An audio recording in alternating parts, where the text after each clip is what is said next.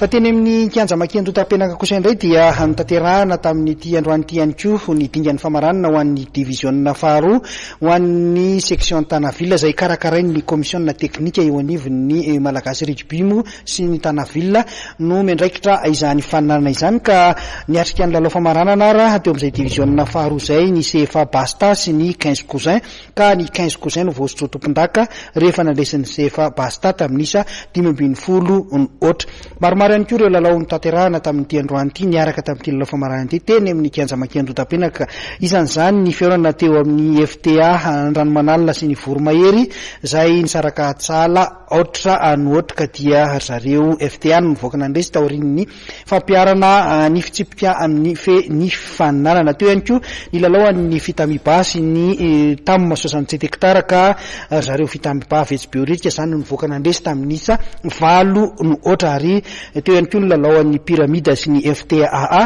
ka ry piramida no nandresy tamin'isa 7 no 7